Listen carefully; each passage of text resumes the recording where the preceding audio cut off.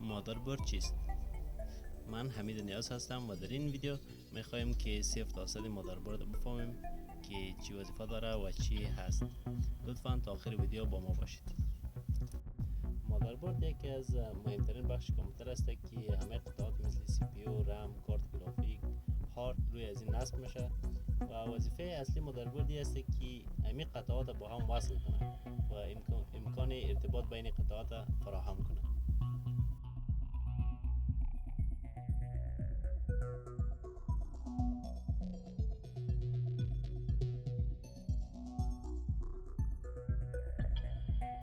وقتی داخل کامپیوتر باز کنیم در چند قطعه سر میخوریم که قطعه به نام مادربرد است و در بالا هم هارد دیسک است یا همو محل ذخیره داتا هاست و پاور سپلای که وظیفه برق رسانی رو داره.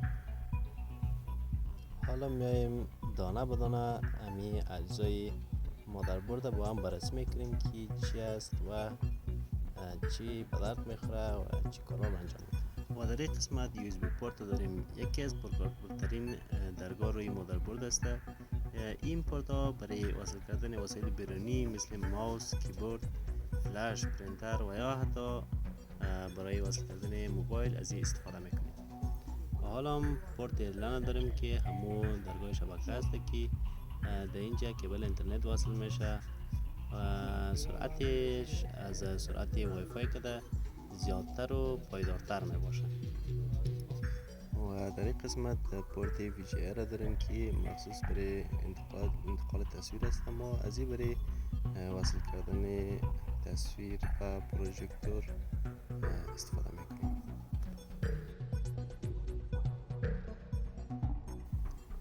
و بعدی در قسمت مخصوص اینپوت و اوتپوت صدا می باشه که از طریق میتونیم صدا رو بگیریم و مثلا در اسپیکر بزنیم یا صدا رو اوتپوت بدیم. و در این قسمت مادربرد داریم رم اسلات. رم اسلات امو جایی است که رم روی مادربرد وصل میشه و وظیفه رم ای است که همو اطلاعات موقتی را که سی پی یو ضرورت داره تا کار سریع انجام شود او را روی خود ذخیره میکنه. و در این قسمت مادربرد پورت ساتا داریم. پورت ساتا همون جایی است که هارد یا SSD به مادربرد وصل میشه.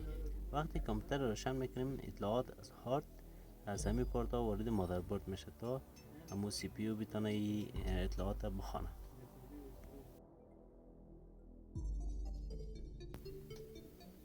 و فرانت پنل کانکتور. وقتی دکمه پاور میزنیم سیگنال از طریق از سیما داخل مادربرد میشه و سیستم روشن میشه.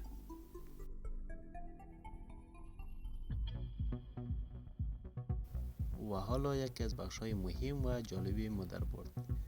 روی مادربرد دو چیپ اصلی وجود داره که به نام های نورد بریج و ساوت بریج است.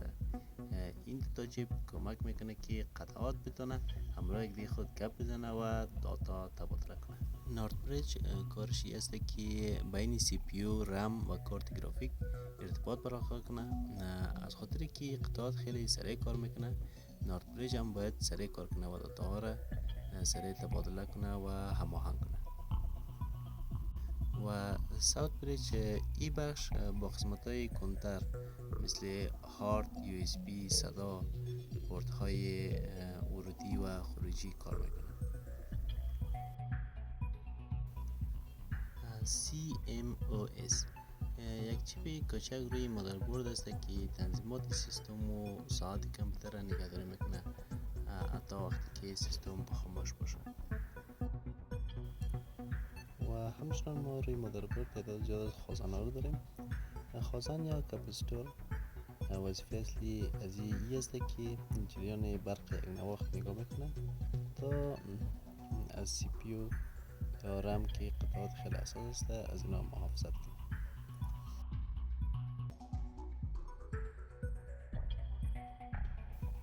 در این قسمت پنکه است که بالای سی پی یو وصل است و سی پی یو هیت سینک است. این هر دو برای خنک نگه داشتن خود سی پی یو استفاده میشه که همین سی پی یو داغ نه و خراب نشه یا کند نشه.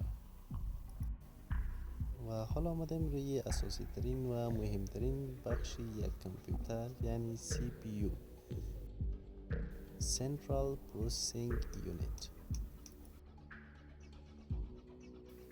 کار اصلی CPU ایه که دستورهای برنامه ها و سیستم های عامل را اجرا کنه و همه پردازش ها را مدیریت کنه.